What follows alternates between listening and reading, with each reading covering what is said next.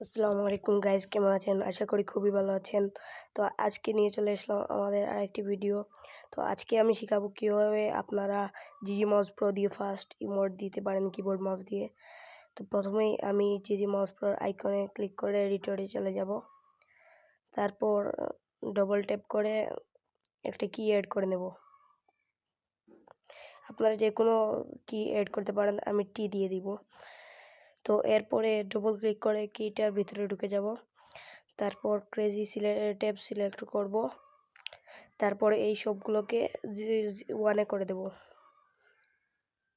তো আপনারাও আমার মতো করে দিয়েন। তারপর ডানে ক্লিক করে দিব।